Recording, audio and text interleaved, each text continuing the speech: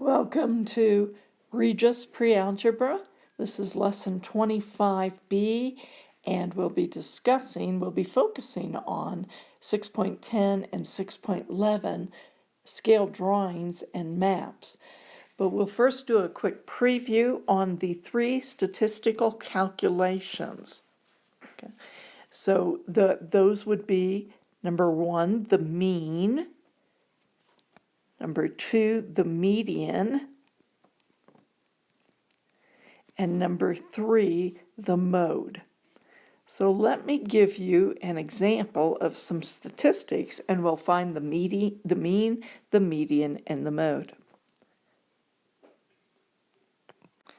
Let's say we have 1, 2, 3, 4, 5, 6, 7 data points here. Wherever they came from, whatever the circumstance, perhaps they're quiz grades for 7 students, or perhaps they're rolling of 2 die 7 times, and this was their summation, whatever it would be. It doesn't really matter for teaching this. In every case, to find the mean, median, and mode, the best thing really is irrelevant in the mean, but I would suggest you go ahead, if you're going to have to find more than one of these things, go ahead and put them in ascending order or increasing order. So we have 1, 2, we have 3 3s, we have a 5, we have a 7, we have a 9. Make sure I have 7 points or 7 bits of data. 1, 2, 3, 4, 5, 6, 7. I'm good to go. To find the mean, I would add them all to get the total, and I would divide by 7, 2 steps. So adding them all, I'm going to get 5, 10, 16, 25, 32. I'm going to check that, make sure I did that correctly by adding them up a different way. 11, 20, 32. Yeah. And divide by 7, and you would get. So I just divided to 2 places in my head, and then I think I'll round to 1 place, depending on the accuracy you need. Okay, this would be your mean. Now, the other word for mean is average. Now, for 2, the second statistical calculation, let's go to the median. Recall, the median is the middle value. So if we have 7 pieces of value, we'd have 3 to the left, 3 to the right, and the median, or the middle data point, would be this 3 right here. So the median would be 3. And finally, the mode has to do with the frequency, which piece of data repeats or repeats more than any other, and that would be, again, you must start with them in order, and that would be my 3. It's actually, the only one you need them in order is the median, but it's easier to do the mode when it's in order, so you make sure you're not neglecting anything. Now, had I had an even number of data points, recall, I would have to look at the 2 medium ones and take the average of those. So that's a brief review on 6.7 through 6.9. This seems to be a simple idea that all of you are grasping. So let's move on now to our focus lesson, which is on making scale drawings and reading the scale off a map, or finding distances on a map. So we'll do that next. We've had a preview on it, but we'll go into it more detail now. So the first thing we'll look at is considering scale drawings. A map is just a type of scale drawing, an example of one type of scale drawing. But let's say we have points that are going to represent distances, something like that. And this is point A, point B, point C, point D, and point E. And my distances would be something like 5 miles, forgive me if this is going to be looking silly, 8 miles, 3 miles, that's where it's going to be looking silly because that should have been much shorter. But that's what I mean by that. Oh, let's go ahead and I don't want it to look that silly. Okay, let's try that again. Let's say that's 9 and that's 4. Perhaps looks closer to the 5, but I want different numbers. All right. Now, obviously, let's say these represent miles in all of these cases. Well, obviously, this line from A to B is not a mile long. So let's say instead it is 1 inch. It kind of looks like close to an inch. Okay.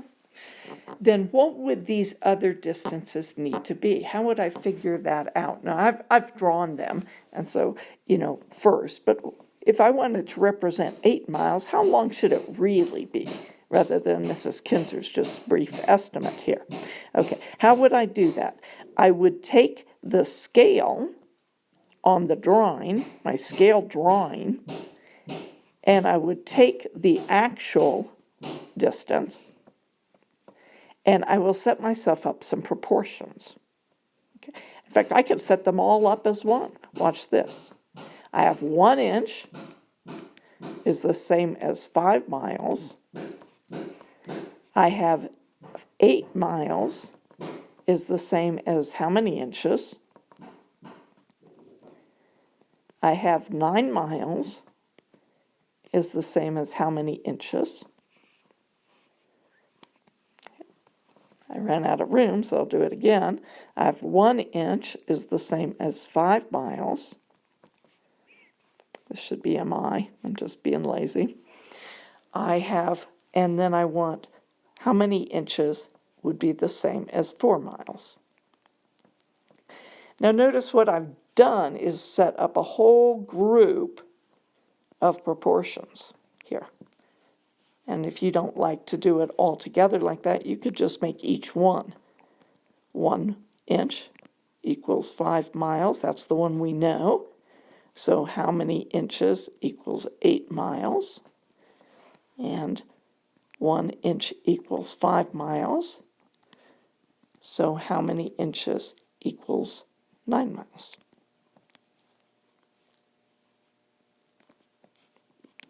Okay. So how would I do that? I would go ahead and put a variable for what I want to solve. And then I will cross multiply. Now, to actually draw that then, it just depends on how you like to do it. For 4/5 is the same as 0.8, so maybe your notches are going to be for every 10th inch on your ruler. So I could either just notch over 4/5 of that inch, or I could notch over 8 little inches.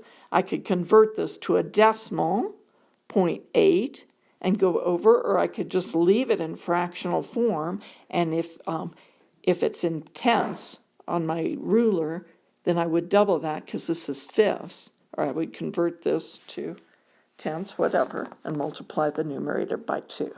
Okay. So this would be the same as 1 3/5, or 1 6/10. Depends, what fraction you want or what decimal you want to convert this to is really going to depend upon the number of notches on your ruler. And I think that most of you have used your ruler enough to be somewhat familiar with this. If not, this is going to be an excellent practice for you. Okay. And then 9/5 is the same as 1 4/5. We had our 4/5 above, so it'd be 1.8 or 1 8/10, whatever works for you. All right? So that's going to be how I convert, and that way I would know really when I'm drawing. Let's see what I did. I drew this first one, and then I measured it.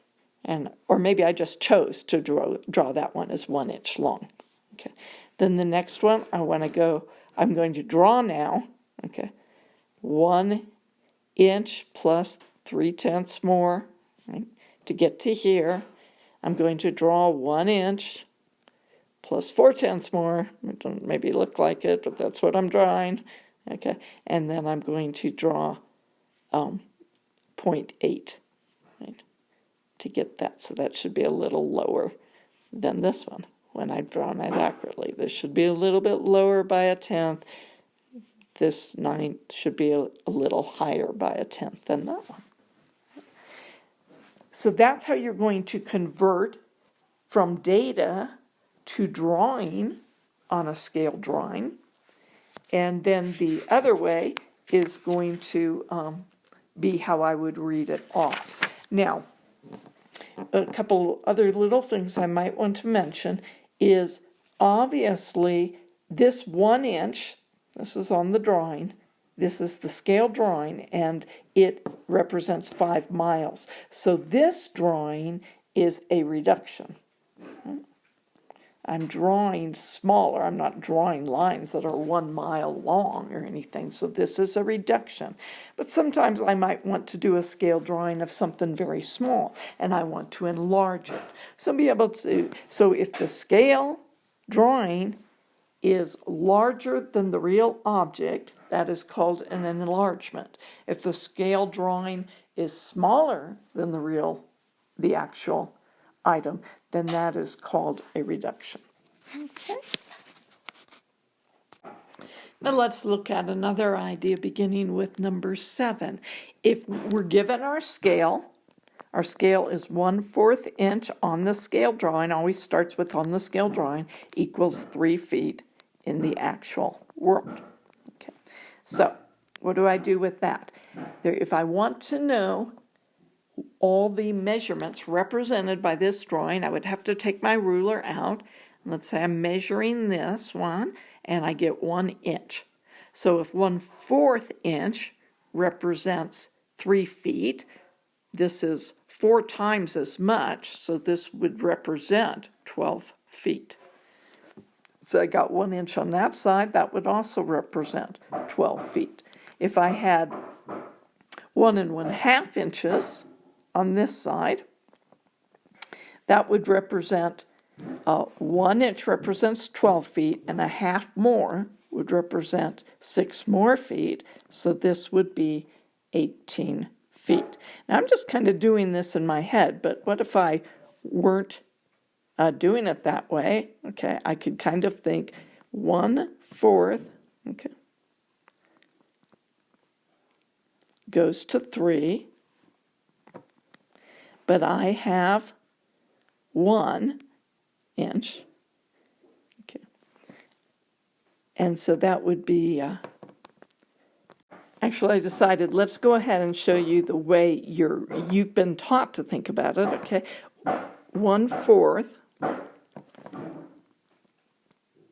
inch is to 3 feet as 1 inch is to how many feet, right?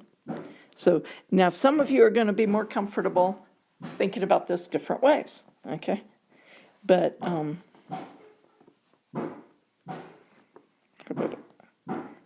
about I put an X there? There we go. Okay. Now I'll have 1/4 cross multiply X equals 3, solve by multiplying the other side by 4, and we get 12 feet. Some of you will like that proportion. Sometimes, depending on the numbers, that's a very convenient way. Other times, you can kind of almost just see or understand it in your head.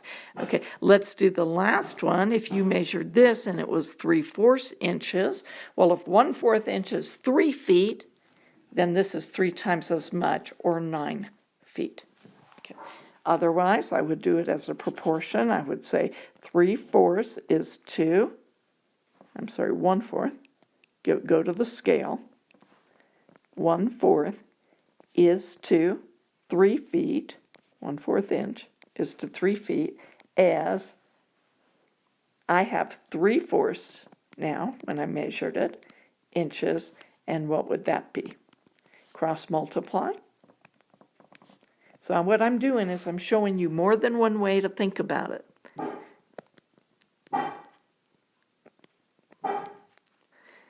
Simplify.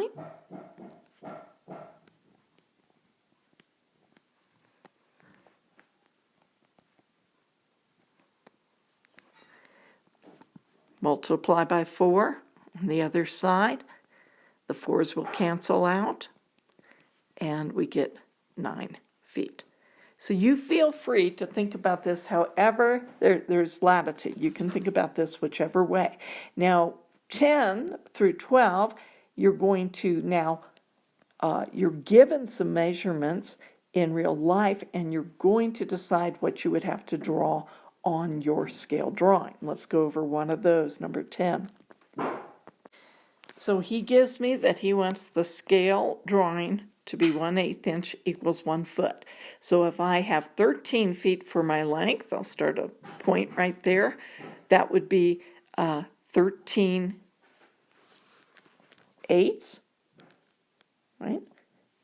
Because I have 13 feet now, so if multiplying that would be 13 eighths or 1 5/8. I didn't want to draw it right in the middle of where my drawing is going to be. Okay, so I'm going to measure over 1 inch and 5 more, let's say, to there. And this would be 1 5/8 inches. And then my width is going to be 7. That would be 7/8. So I would measure up 7/8 on both sides. And then I would measure over again, and this should be 1 5/8. So do your best as far as getting everything square. Okay, so that's how you would do that. I think you could probably figure out the rest on your own, and if not, we'll look at it in class. Now let's go on to the next section. Is really not much of a difference in ideas here, but let's review it quickly for you. Okay, probably the best thing is to just go look at the map that they've drawn on page 222 in your text and notice their first question. Well, first off, look at the map with me. It says 1 inch equals 10 miles. That's my scale. 1 inch equals 10 miles. So that's the important part, right? We can't lose track of that. Now, the first one, it says, therefore, what is the distance between Dalton and Camille in real life? Well, notice you're at Dalton, and they don't give me a single distance from Dalton to Camille. They break it up between 2 other roads, which would be very typical. And this would be 1/4 inch, this would be 1/2 inch, and this would be 1/4 inch. So if all the way from Dalton to Camille is not 1/4 inch, it would be 1/4 plus 1/2 plus 1/4, or 1 inch. So if it's 1 inch, what is the distance? Look at your scale. 1 inch equals 10 miles. So that would be 10 miles. Let's look at one other. Billington to Livonia. The distance from Billington to Livonia, somewhere else there on the map, there is just one distance, and it's 3/8 inches. So what would that be in miles? Well, you might be able to do this in your head, but we'll do it by proportion. If 1 inch equals 10 miles, then we have 3/8 inch. How many miles will that be? We're going to cross multiply. We're going to get x equals 3/8 times 10. A couple ways you can do this. Okay, I could just multiply that out, and that would be 38. So this is way one to think about it, 38, and that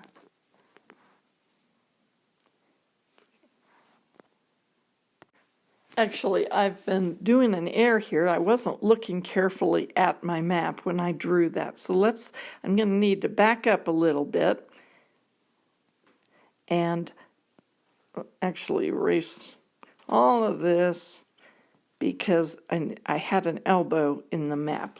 So that's all right. Let me show you what the map should have looked like. Okay, so altogether this distance is 6/8 inches, and I want to know how many miles that is. Okay, I could do that as a proportion. Then I could multiply and convert it into a mix. That would be 56 4/8. It goes into 60 7 times with the remainder of 4/8, which is 1/2. So that's 1/2. Okay, 7 1/2. Now I could have also gone back to my first step there. X of the cross multiply, x times 1 equals 6/8 times 10, and cancel instead by going in 2 times, and this would be 4, and this would be whichever one I want to go into. 10 divided by that is 5, so this would be 30/4.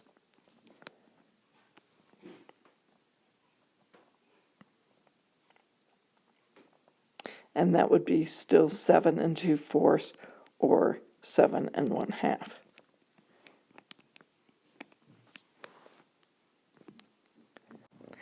Okay, the next idea we're going to talk about is finding probability. Probability is the frequency or the likelihood of an event to occur. So let's say I take a single die, and it has 1 through 6 around it, and I roll it.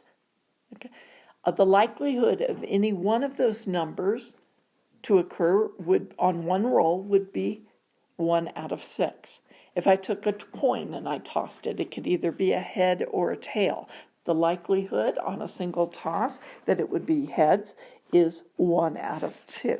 So that's what we're going to discuss. We're going to talk about probability. And the definition of probability is the number of favorable outcomes over the total number of possible outcomes. So in the coin example, there was, I could either have a head or a tail. So my favorable, what I want is the head. So I get one possibility of having the head for every coin toss. Right? The number of favorable outcomes, the number of times I would get in a single coin toss, the number of times I would get a head would be 1, and the number of possible things I could get would be 2. A head or a tail. If I'm talking about the dice, one die, the probability of me getting a 3 would be 1. One of the things I could get, the number of favorable outcomes, because I'm only rolling that die one time, and the total possibilities of things I could have gotten were 6. I could have gotten a 1, a 2, a 3, a 4, a 5, or a 6. If I had a spinning chart where it has, I spin a little arrow and I could get one of 10 possibilities, okay, then if the possibility of me getting a 4, for instance, would be 1, and the number of different things I could get would be 10. Okay, so this would be the spin. Now, what if I would be equally happy to get a 4 or a 6 on that spin? On the spin. Well, now I have 2 favorable outcomes, and I have 10 possibilities. So that would be 1/5. What if I were to be happy to get a 4 or a 6 on the die? Well, now I have 2 favorable outcomes and a possible of 6. So that would be 1/3. And that's really what we're doing. This level of statistics, I think, is fairly logical. Not all statistics is logical. So we've gone down through 6.12a. Well, I mean, it's always logical, but sometimes it might not be the first thing you would think about. I'll put it that way. Let's look at 6.12b, our example on 224. It says a jar contains 3 white marbles,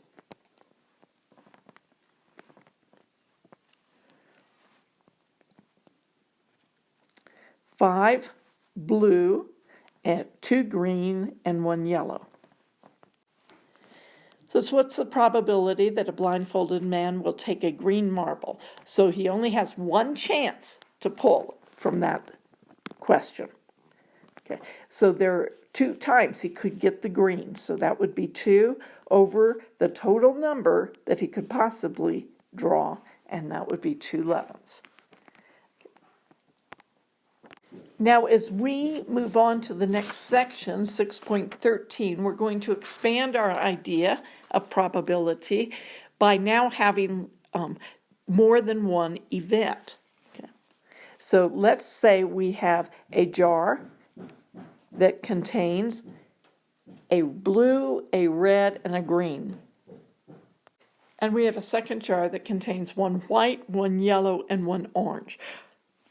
Our question is, what is the probability of getting a red, marble, and a white marble? Okay, so we're going to pick from this one, and so our desired result is a red plus a white. So what's the possibility of getting a red one? Well, it would be 1 out of 3. What's the possibility of getting a white one? It would also be 1 out of 3. So to get that combination, we would multiply here. Okay. So because if we got a red in the first jar, no matter what we got in the white jar, it wouldn't matter. We just still don't have our desired one. Okay, I'm sorry, not red.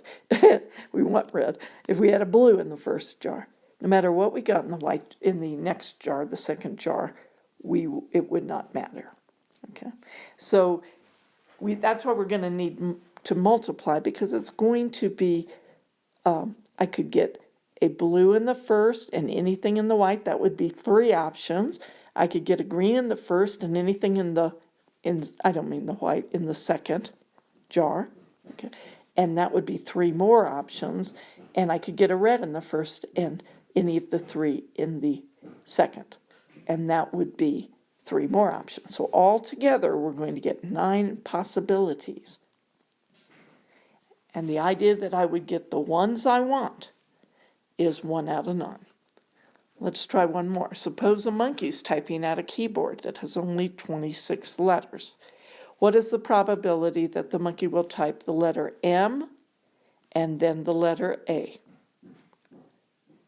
So I want an M followed by an A. Well, I have 26 possibilities. They're all capital letters. 1 out of 26 to get an M times 1 out of 26 to get an A. And so that would really be a probability, isn't this amazing, of 1 over 676.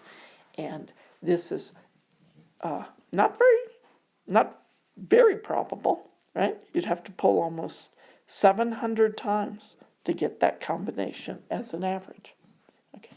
Now, probabilities is actually a very, very good friend of creation scientists, because it's really a lot of the arguments come down to probability arguments. Evolution is highly, highly improbable. Okay. And so you probably study that more in your science classes, and I'm not going to go into that right now, but just statistically, it is very, very low, the number of genetic mutations or changes that must occur to argue for evolutionary change on a species level.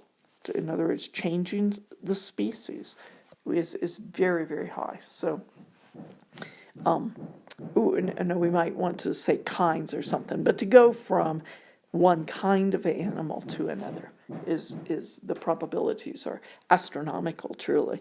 So this is your preview for the next session, and we will see you in class.